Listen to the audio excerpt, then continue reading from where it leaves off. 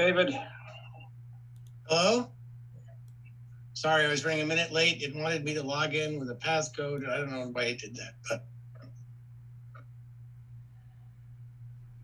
Okay, well, noting the time and the presence of quorum, I'd like to call this December 30th, 2022 meeting of the Select Board to order.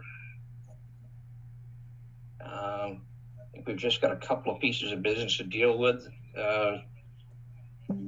Mangiarotti, I'd like to talk about the licensing situation.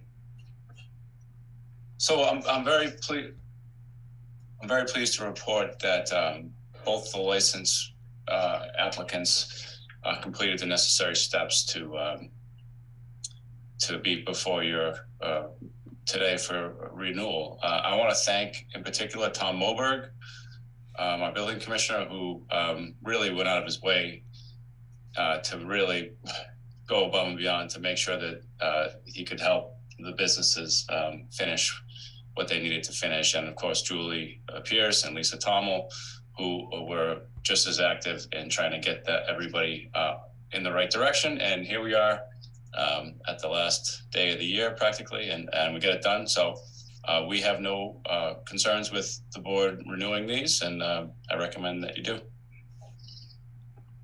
Well, I read the email from Tom Moberg, and it seemed kind of equivocal. I'm a little concerned that neither of the establishments have their ANSEL fire suppression systems properly inspected.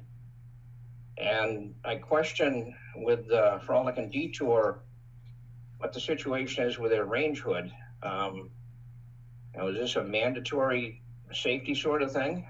So I'm a little concerned that we might be acting precipitously on this. All these fire regulations came in as a result of the Station nightclub fire, where 100 people were killed in the liquor service operation. And I want to make sure that we're in really good shape, and that either economic interests or the political interests of the board are not unduly influencing the building commissioner in the way he's written this thing up.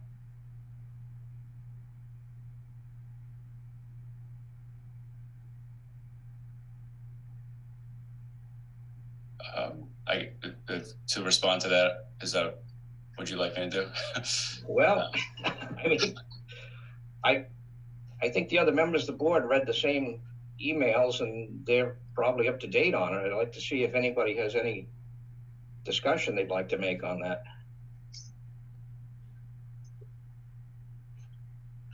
I don't recall seeing an email from Tom. I know. I didn't see an email from him either.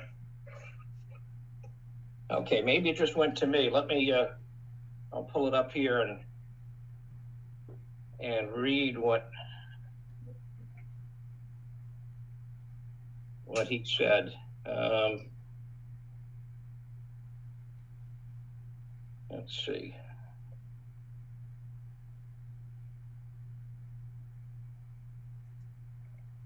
So this was sent out yesterday, and yeah, it went to Julie Pierce, Lisa Tommel, John Mangiarotti, and myself.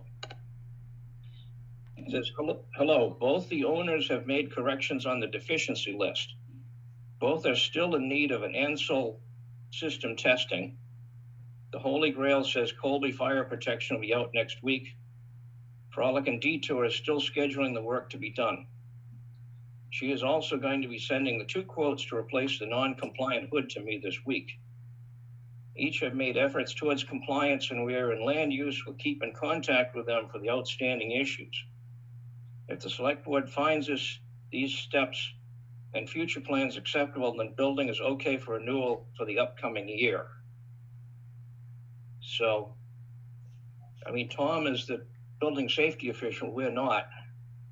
And it seems like he's sort of deferring to us as lay people in this matter as to whether or not those 2 operations are safe.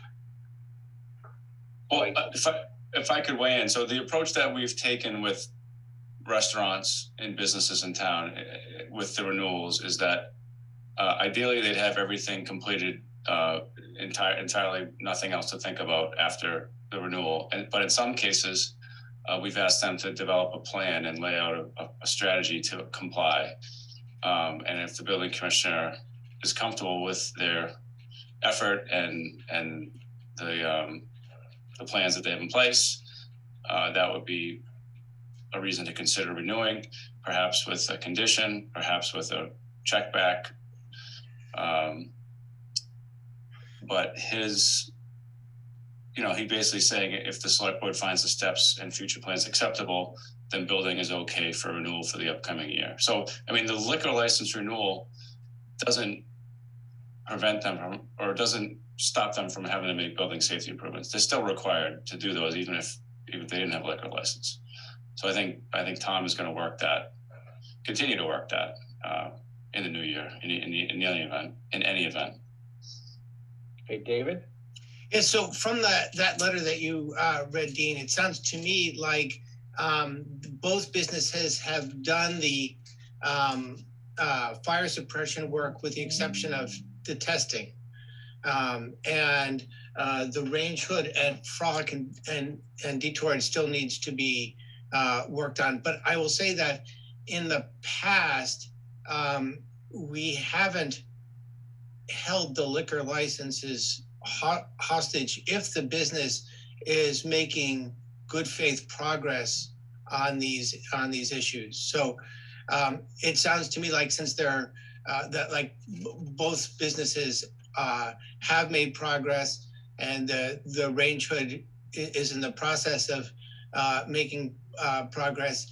And as John points out, if they deemed it to be unsafe, and they weren't making progress, we can close the business by other means or fine them, right? So, there are other mechanisms we should take. I mean, I would be in favor of, it would be so disruptive to I think it'd be more of a penalty than is warranted here to allow them not to operate, right? Because this is food and liquor. It's not just liquor licenses, it's a Victualler license as well. And so they basically would be closing the business for a company that I think, or these two companies that are making progress. So if they were intransigent, I would have another opinion, right? If they were saying, no, we're not doing that. But as long as they're making progress, I would be in favor of approving the liquor licenses today. Thank you. Fran. I agree with David, and maybe just with conditions of getting the inspections done within a certain period of time, if that's reasonable. John, what kind of latitude do we have about granting a conditional license or a limited time license? Say, give them 60 days to get everything squared away. I defer to our licensing agent, Lisa. Is that something that we can do, or the board can do? As the local licensing agency, it is within your power to grant anything for a license renewal. If you want to say, up till February 1st, or you have until February 28th or 27th or whatever, it's totally up to you, which means that the building commissioner would have to go back and re-inspect, or they have 6 to 8 weeks of time. It's totally up to the board what they would choose to do. It's within your purview and your power. Well, I think, all things considered, I'd be in favor of something like that. I say, as you can probably tell, I'm uncomfortable with the situation we find ourselves in. This can just keeps getting kicked down the road. And, the issues with the fire suppression systems, my recollection is these things have to be inspected annually. So these folks are known for a year that they got to do this. And, I don't know how long it's been kicked around about the insufficiency of the range hood and what's been going on with that at Frolic and Detour. But, you know, this is not something that I suspect has come up in the last 2 or 3 weeks. So I think it's important that we stay on this and make sure that it gets dealt with properly. Now, as I recall, it's a $5,000 license. And I don't know if there's a situation where we could charge them a smaller fee for the first 2 months, or whether we take the whole $5,000 and then rebate it to them if they can't make sufficient progress at the end of whatever period we choose.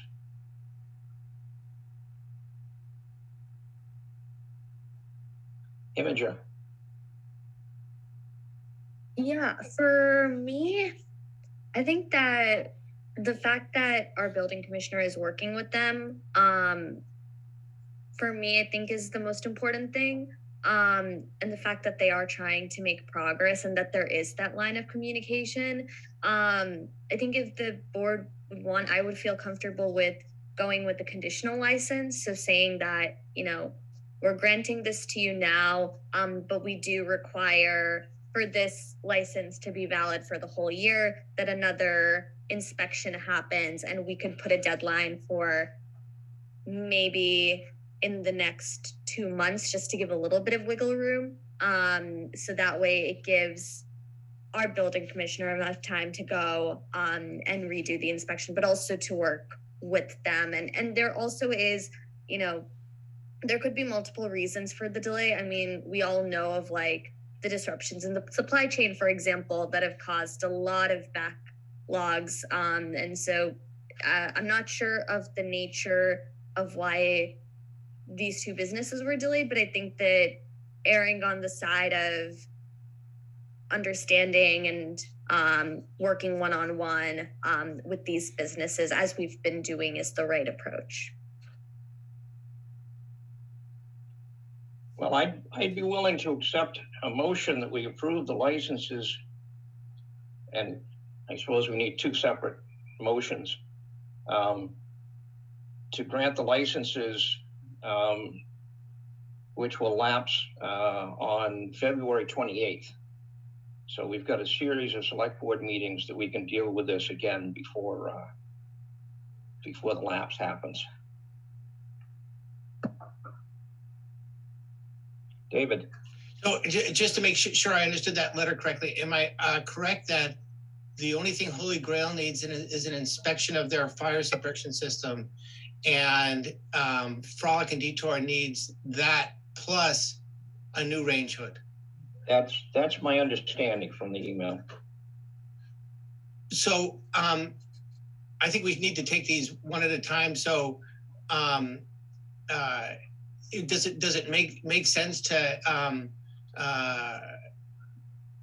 have a I think it kind of makes sense to have the license approved for the whole year rather than prorated, but saying that conditioned on something. So for example, if I could just take one, I would move that we approve a common vittler and Section 12 alcoholic beverage license for Holy Grail, conditioned on that they have their fire suppression system inspected by February 28th, 2023. Okay, can I have a second? I'll second that. Thank you. Moved and seconded. Let's see. Jim. I would be okay with this if this is the way we proceed. But I'm pondering the advantages of a limited fee and a limited license for till the end of February, with the nice side effect that for businesses that are struggling, it reduces their fees for a couple months,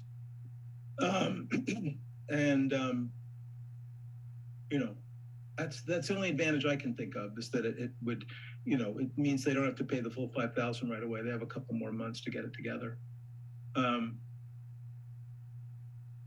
but I'd be happy to be talked in or out of that if anyone has any thoughts on that.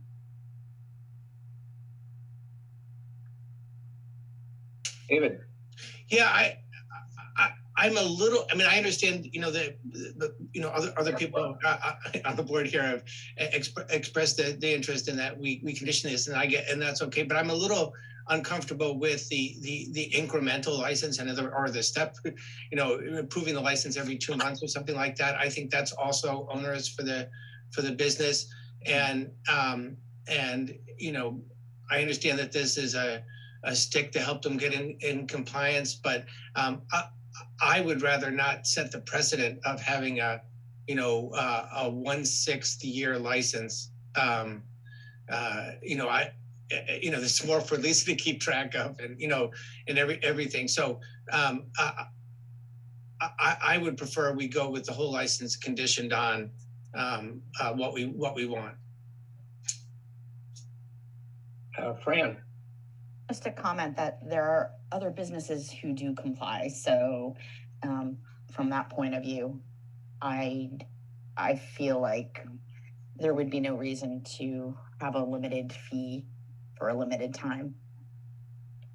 thank you. Imager, Yeah, just to add to what David and Fran said, I think that because this is also a Victualler license for food and food and liquor, I think that it is okay. At the end of the day, these are building compliance issues that they would have to adhere to, whether or not they do get approved for this specific license or not. But this license helps them operate as a business and keep viable. And so I think that for me, I would rather us see if we can go with the conditional license and grant them a year license. thank you. All right, we've got a motion on the table to grant for Holy Grail a full common victualler in Section 12 all alcohol license, conditional upon completion of the safety issues by February 28th. So could we, would the clerk please take the roll? Sure. Dean? Aye. Thank you, Fran. Aye. Thanks, David. Aye. Thanks, Jim. Aye. Thanks. I also say aye. That's unanimous. Thank you. So voted. Okay, could we have another motion on Frolic and Detour? David? I move that we approve a Frolic and Detour common victualler entertainment and Section 12 all alcoholic beverage license, conditioned on their fixing the safety issues with their fire suppression system and range hood by April 30th, 2023. Okay, could I have a motion, second for that? I'll second. Okay, moved and seconded. Jim? Dave, can you say something about April 30th and why that's different than February 28th? Is that because the range hood is like? Yeah, because I think it's different, you know, to get someone in to do an inspection rather than get a contractor in to, you know, I don't know whether they have to change the sheet metal in the range hood or what the issue is there. But getting a contractor to actually do construction, you know, you have to get bids, you know, and probably, I don't know what they do, right? But yeah, you have to find the contractor, get bids, you know, approve one of them, that kind of thing. So I think that in my mind, that takes more time. And specifically, there have also been other cases in town where we've had restaurants that took a long time to fix their range hood. And, you know, so I think, I mean, I'm not ignoring the fact that it's not in compliance, but I think that they may need a little bit more time to fix it than just the inspection for the fire suppression. Thanks. Okay, further discussion? Okay, we've got a motion and a second to grant the license to Frolic and Detour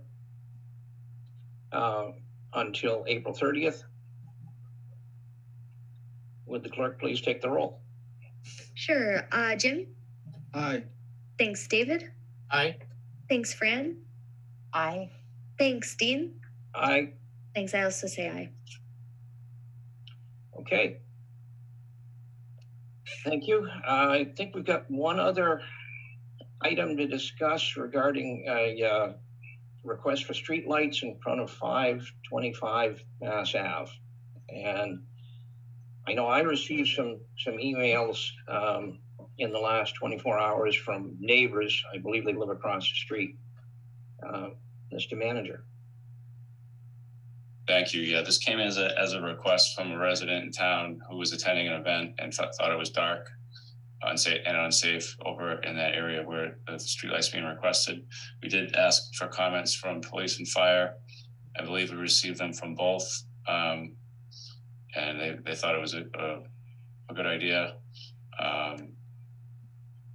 For me, there's lighting throughout the community that I think could be improved for safety of pedestrians and not just this particular area, but probably in many areas.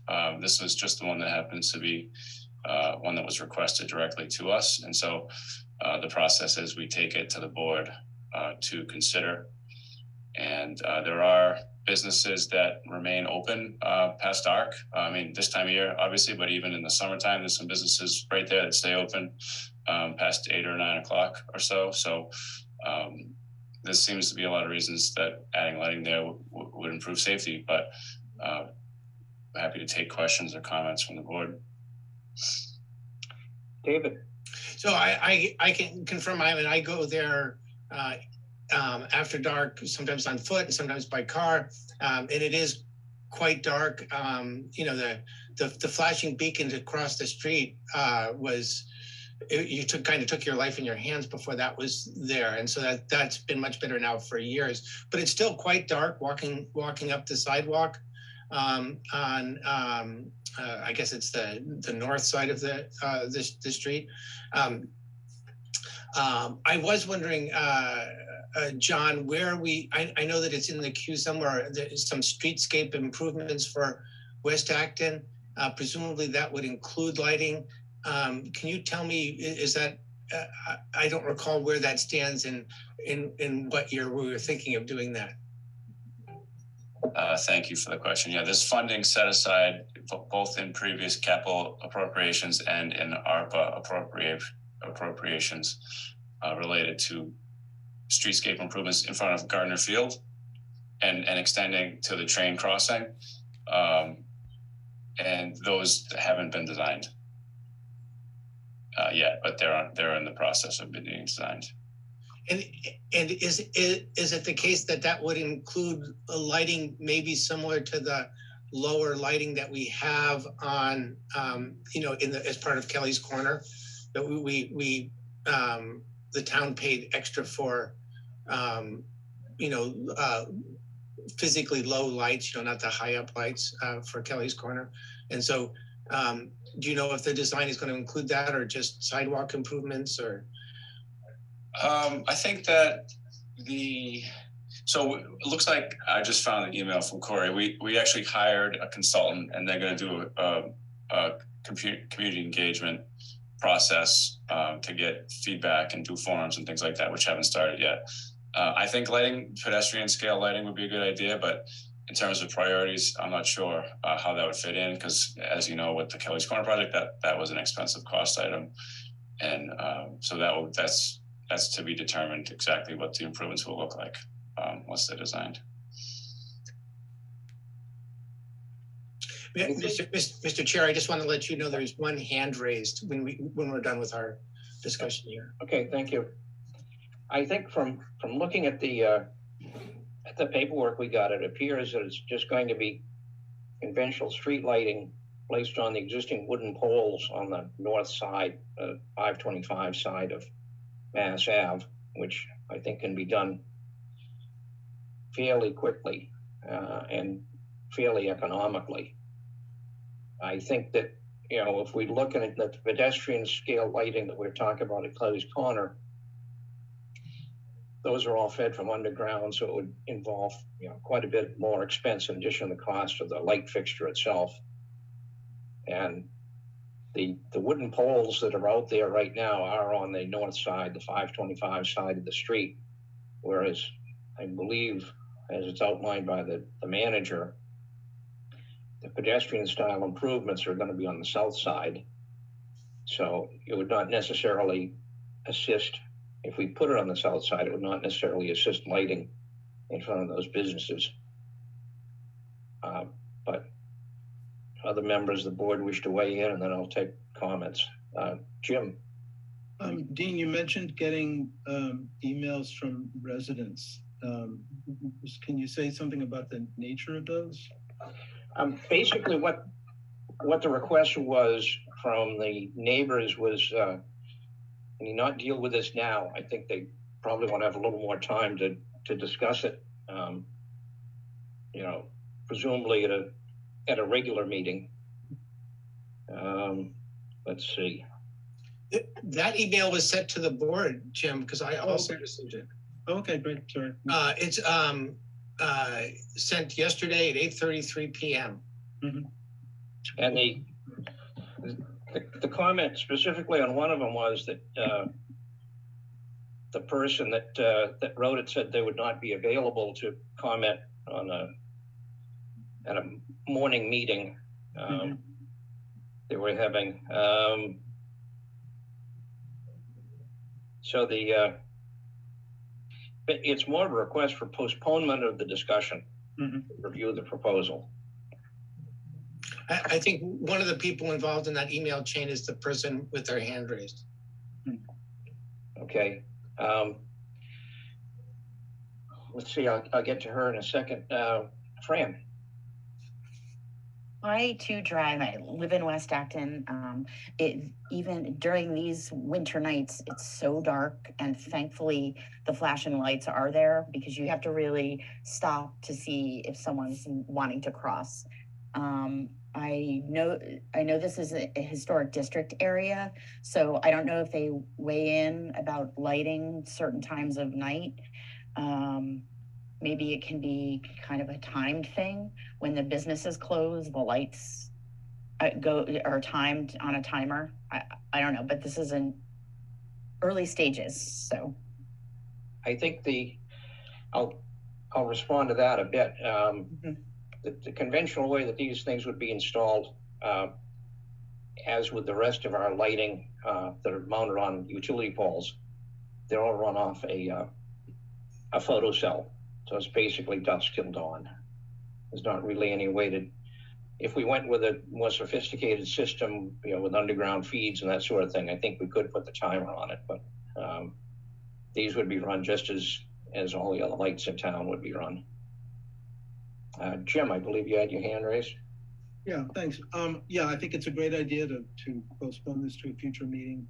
And I have a similar concern with Fran that I think the balance of the impact of the lights shifts after the business is closed. They're mostly just, you know, lights that weren't there before, and now residents are, you know, having lights outside, which can be really disturbing to sleep. So that raises questions in my mind. So I'm glad we have time to think about it. Okay, Imager.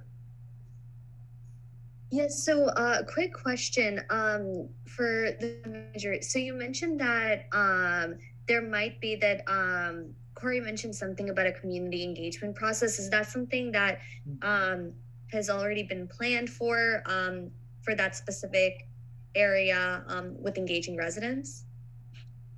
So that community engagement process is to discuss substantial improvements or changes to the streetscape. I don't view this as a change to the streetscape. This is adding a light or two for safety, and you know, it has to go before the board, which is the public process, and that's why we're here. But you know, if it were to do 30 lights and a bunch of new poles, that'd be different. But this is existing poles, a few lights for safety. So I see it a little bit differently than the community engagement that we're going to embark on for the sidewalks, bike lanes, and other things that we want to do in the area. Oh, okay, so that's more of like a complete street plan versus this would be a one-off decision. So in that case, I would be in favor of voting on this. I think for me, safety is the most important thing. And I've also been in that area post dark, and it is a bit of a concern how dark that street is. And I agree that the flashing lights are helpful, but just from a perspective of safety, I don't think that's enough. And so I would be willing.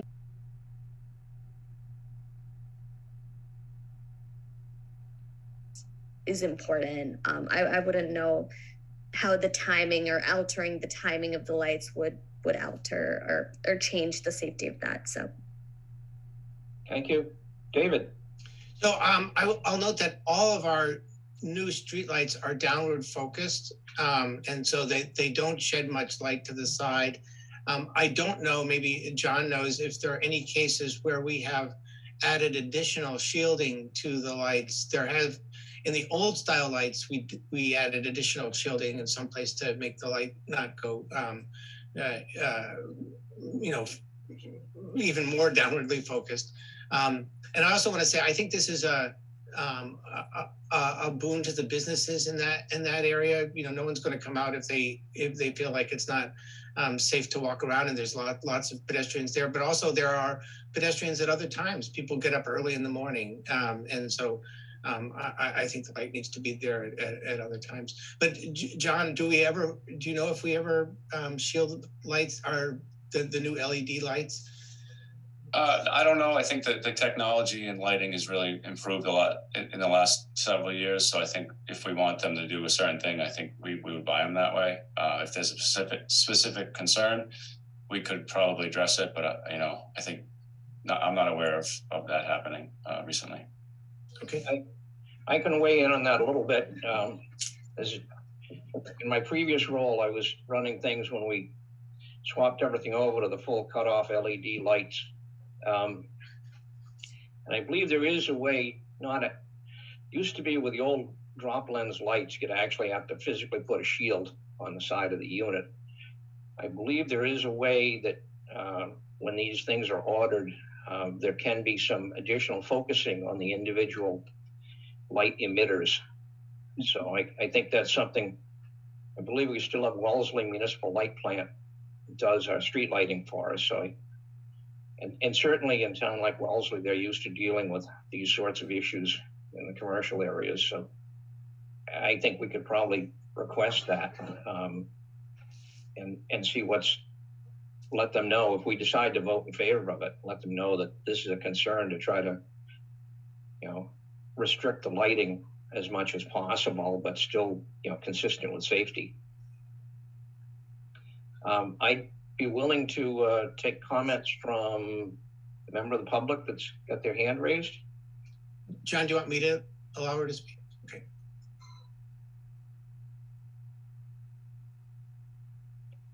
Please go ahead. Hi, I live at 520 Mass Ave across from the development, and I'm a little dismayed at how quickly this is going on. The letter that's in the documents was dated December 22nd. And here we are on the 30th, and you're ready to vote on something. And some of you have already said you don't quite understand how this is going to be implemented, whether this should be a public process, et cetera. And I don't understand why this simply can't be postponed until a time when other residents and other community members can participate. I'm very confused about that part of it, and I'm very reluctant to support or to be happy about this kind of decision where details are being told that they can be handled later. And I would appreciate it if we could have a little time to talk about this. Thank you. Okay, thank you.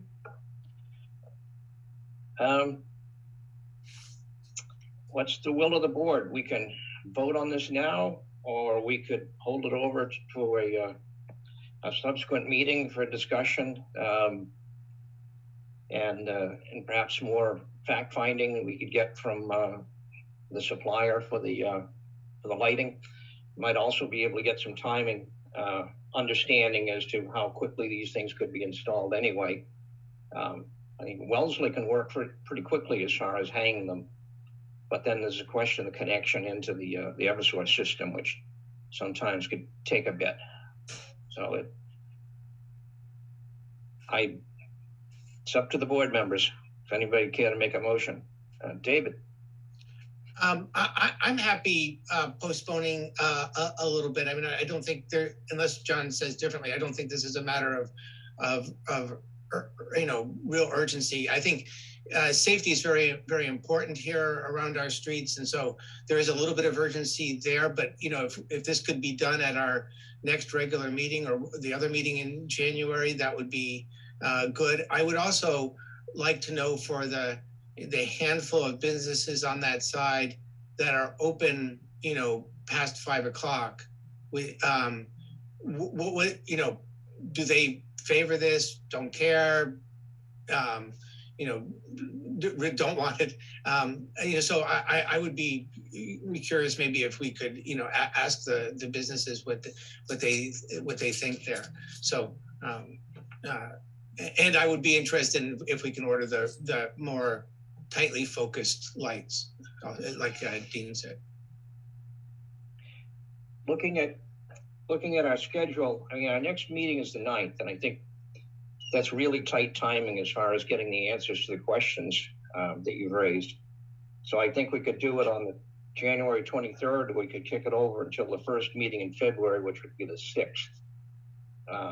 John, what do you think as far as the list of work you've just been handed?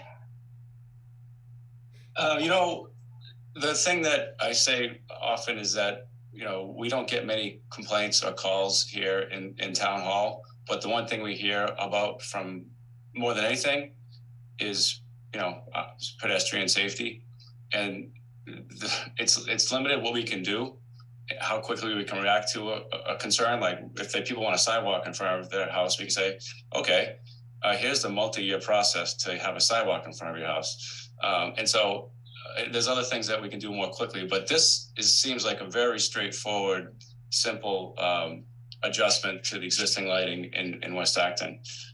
So I think I'd be happy to have something prepared for you for the 23rd, so the board can make a decision at that point. And who knows, it may take 6 months to get the light in. So the sooner we have approval, the sooner we can move forward, and the sooner we can improve the safety in an incremental way.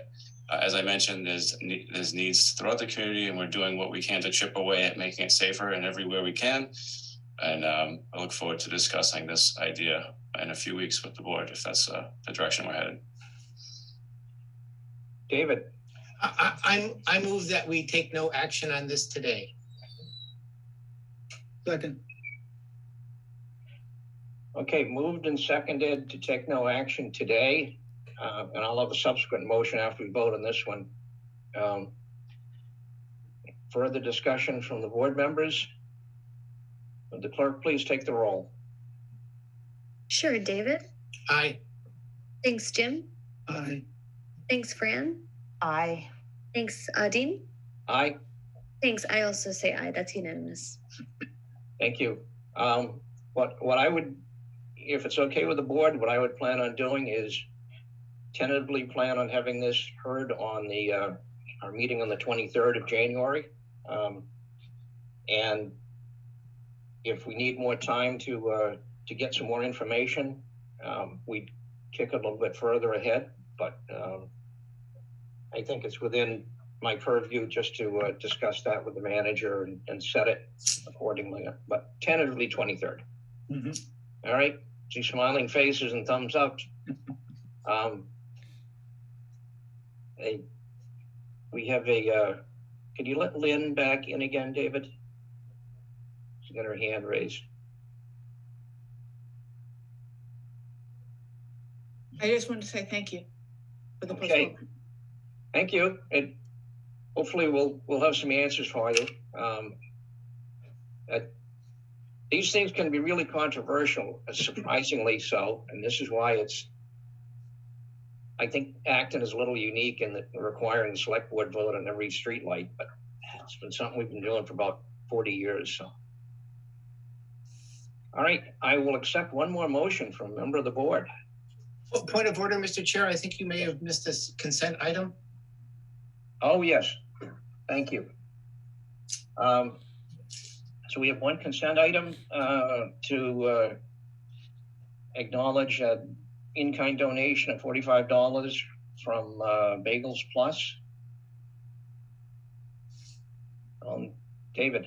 I move to accept consent item 3. Thank you. Second. Moved and seconded. Will the clerk please take the roll? Yes, Fran. Aye. Thanks, David. Aye. Thanks, Jim. Aye. Thanks, Dean. Aye. Thanks. I also say aye. Okay, thank you. Still looking for that motion. David, I move to adjourn. we have a second? Second. Moved and second to adjourn. The clerk please take the roll. Sure, Jim. Aye. Thanks, Fran.